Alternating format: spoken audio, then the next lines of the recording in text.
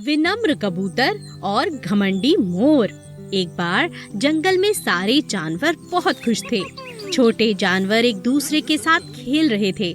मौसम बहुत अनुकूल था और सूरज की किरणें मध्यम थी और बारिश भी मध्यम हो रही थी।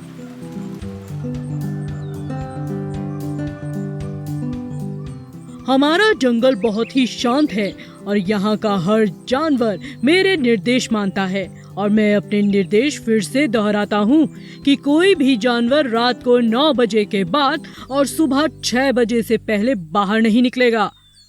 क्या तुम समझे? हाँ महाराज, हम समझ गए। बाघ और भेड़िया मुझे सारी खबर देते हैं, ये ध्यान रहे। रात के 10 बज रहे थे। एक कमरे में कबूतर शांति से सो रहा था और अचानक से कोयल की आवाज आ रही थी। वह अपने कमरे से बाहर जाकर देखता है कि कोयल को क्या हुआ है। वह भूल गया कि शेर महाराज ने क्या निर्देश दिया था। मोर भी कोयल की आवाज सुनकर उसकी मदद के लिए जाती है। वे खुद भी शेर का निर्देश भूल जाती है। भेड़िया और बाघ ये सब देख लेते हैं और इसे याद रखते हैं। जब कबूतर और मोर कोयल के घर पहुंचते हैं तो देखते हैं कि उसके साथ एक दुर्घटना हुई है। कोयल ने किसी नोकीली चीज पर पैर रख दिया जिसकी वजह से खून बह रहा था। उसकी मरहम पट्टी करने के बाद वे पूरी रात वहीं रुक जाते हैं।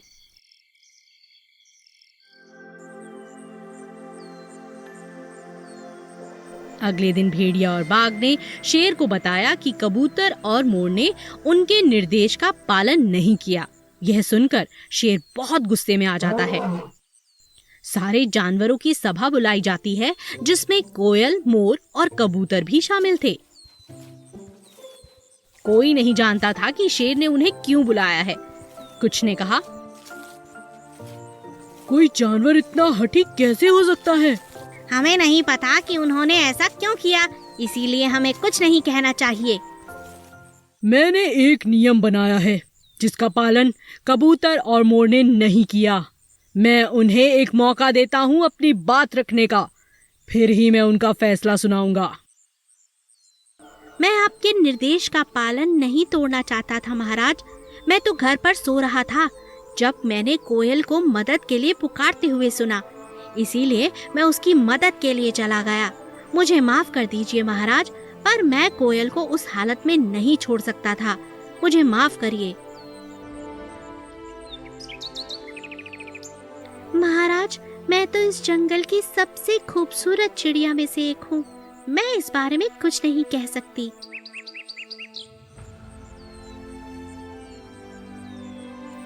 मेरा निर्णय है कि कबूतर को बहुत सारे गेहूं की बोरियां दो जो उसके और उसके परिवार के लिए साल भर चल सकें, क्योंकि इसने एक जिंदगी बचाई है।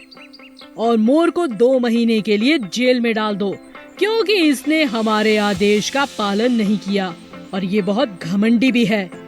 अभिमान हमेशा लोगों को परेशानी में डालता है और विनम्रता लोगों को अच्छी चीजें सिखाती है।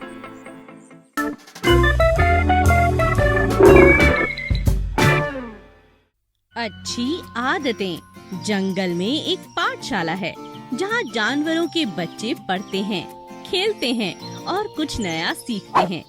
शेर का बच्चा अपने आरामदायक बिस्तर पर सो रहा है। चलो बेटा, जल्दी उठो, तुम्हें पाठशाला के लिए देरी हो रही है। शेर का बच्चा बड़े आलस से उठता है। उसकी माँ उसे ब्रश और साबुन देकर नहाने के लिए भेज देती है। जाओ, जाकर तैयार हो जाओ, मैं तुम्हारे लिए नाश्ता लाती हूँ। शेर का बच्चा कमरे में घुसकर वहीं सो जाता है। जल्दी करो। यह सुनकर शेर का बच्चा उठकर ब्रश करने लगता है। अरे, ये टूथब्रश कितना स्वादिष्ट है।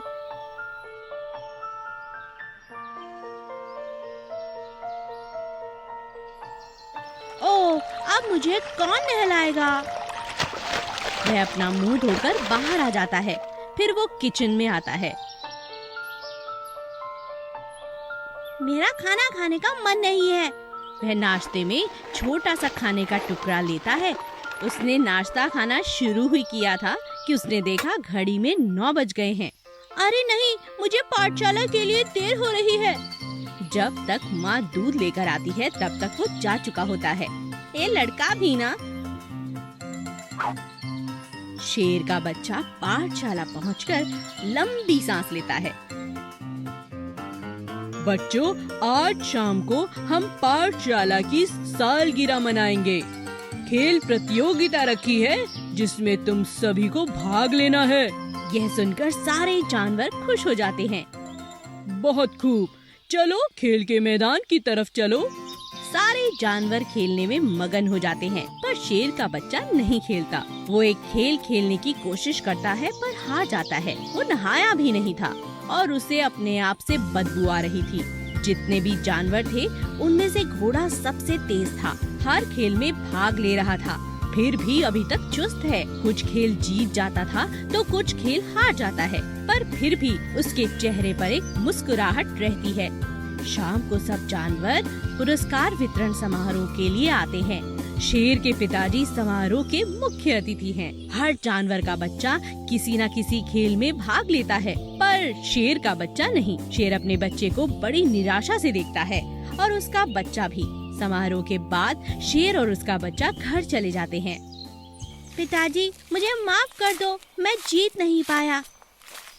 बेटा, बात जीत हार की नहीं है। अगले दिन शेर अपने बेटे को जल्दी उठा देता है। फिर वो दोनों मिलकर घोड़े के घर की तरफ जाते हैं और घोड़े को दूर से ही देखते हैं। घोड़ा सुबह जल्दी उठता है, अपने दांत साफ करता है और अच्छे से नहाता है। स्वादिष्ट नाश्ता भी करता है। वो मुस्कुराते हुए चुस्त दुरुस्त और तरोताजा महसूस करता है। बेटा, तुम घोड़े से बिल्कुल भी कम नहीं हो। कमी तो तुम्हारी बुरी आदतों में है। अगर तुम सुबह सुबह ही नहा लो तो तुम तरोताजा महसूस करोगे। अगर तुम अच्छे से खाना नहीं खाओगे तो तंदुरुस्त और ताकतवर कैसे बनोगे? याद रखो, कभी भी मैदान में खेलने से मना नहीं करना चाहिए। पिताजी, अब मैं समझ गया हूँ। मैं भी चुस्त और ताकतवर रहना चाहता हूँ। मैं वादा करता हूँ, रोज इन अच्छी आदतों का पालन करूँगा। स्कूल का वार्षिक दिवस है और शेर फिर से मुख्य अतिथि है। मैं आज के विजेता को मंच पर बुलाता हूँ। वो है हमारा शेर राजकुमार। शेर का बच्चा पुरस्कार लेने के लिए मंच पर जाता है। शेर उस पर गर्व महसूस करता है।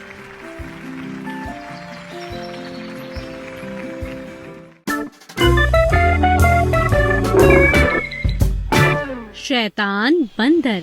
जंगल बहुत जीवों, उनकी जिंदगी और पाठ से भरा है। जंगल में अब लोग एक दूसरे को कुछ न कुछ सिखाते हैं। देखते हैं कि इस कहानी से हमें क्या सीख मिलती है। छोटा बंदर एक पेड़ पर बैठकर केला खा रहा है। तभी उसे खरगोश उस तरफ आता हुआ दिखता है। बंदर मस्ती के मूड में है और वो केले का छिलका नीचे फेंक देता है। खरगोश उस छिलके पर फिसल जाता है और रोने लगता है। बंदर हंसता है और खरगोश को देख के मुंह बनाता है। खरगोश गुस्से से बंदर को देखता है और चुपचाप वहाँ से चला जाता है। बंदर के पिताजी यह सब देख रहे हैं। वो बंदर से कहते हैं, ये अच्छी बात नहीं है बेटा, तुम्हें दूसरों को परेशान नहीं करना चाहिए। छोटा बंदर अपने पिता की बात नहीं सुनता। थोड़े समय बाद बंदर के पेड़ के नीचे एक हिरन जाता है और हिरन के हाथ में कुछ फल हैं। हिरन को देखकर बंदर झटपट नीचे आता है और हिरन के कुछ फल छीनकर झट से पेड़ पर चढ़ जाता है। मेरा खाना वापस दो, मेरे बच्चे भूखे हैं। आ जाओ और ले लो, अब तो ये मेरे हो गए। बेटा, वापस कर दो। नहीं, मैं नहीं करूँगा। छोटा बंदर ऊपर पेड़ पर चढ़कर फल खाने लगता है। उसके पिता उदासी से हिरन को देखते हैं। मुझे माफ कर दो हिरन, मेरे बेटे ने गलत आदत सीख ली है। तुम्हें ऐसा करना चाहिए, वरना ये बड़ा होके बुरा बंदर बनेगा और ये जंगल के लिए अच्छा नहीं है। तुम हाथी के पास जाकर बात करो, वो तुम्हारी मदद करेगा। हाँ, शायद तुम ठीक कह रहे हो, मैं हाथी के पास जाऊंगा। बंदर के पिता हाथी से मिलने जाते हैं और उसे सारी बात बताते हैं।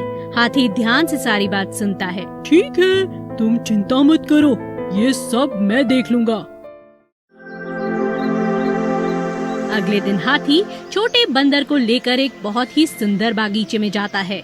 फिर वो एक छोटे पेड़ के पास रुक जाता है और छोटे बंदर से कहता है, क्या तुम मेरे लिए ये पौधा खींच के निकाल दोगे? बंदर झट से पौधा निकाल देता है। हाथी अब एक बड़े पौधे की तरफ इशारा करके कहता है। बंदर वो भी खींचकर निकाल देता है। तब हाथी एक झाड़ी की तरफ इशारा करता है। बंदर उसे भी निकाल देता है, पर उसे थोड़ी सी मुश्किल होती है। आप मुझसे क्या चाहते हो? बताता हूँ, बस मेरी एक और मदद करो। मुझे अब अमरूद का पेड़ खाना है, ये मुझे निकाल कर दे दो। छोटा बंदर उस पेड़ की तरफ देखकर हैरान होता है। क्या सच में आपको यह पेड़ चाहिए? हाँ, यही वाला। पर ये तो बहुत बड़ा है, इसे कैसे निकाल सकता हूँ? ये तो नहीं हो पाएगा। अब हाथी मुस्कुराता है। देखो, बुरी आदतों के साथ भी यही है। अभी तुम जवान हो तो तुम जल्दी से इन आदतों को छोड़ सकते हो। जब तुम बड़े हो जाओगे तो ये आदतें तुम नहीं छोड़ पाओगे, और अगर तुम नहीं बदले तो पूरा जंगल तुम्हारे खिलाफ हो जाएगा। छोटा बंदर सख्ते में आ जाता है। वो शर्मिंदा होकर सर झुका लेता है। मैं समझ गया, आप क्या चाहते हैं। मुझे माफ कर दो, मुझे तो कभी अपनी आदतें बुरी नहीं लगी, पर अब समझ पा रहा हूँ। अब मैं अपनी सभी बुरी आदतें छोड़ दूंगा, ताकि जब मैं बड़ा हूँ तो मैं अच्छा और प्यारा बंदर बनूं। हाथी इस बात पर हंसता है और बंदर की पीठ पर थपकी देता है।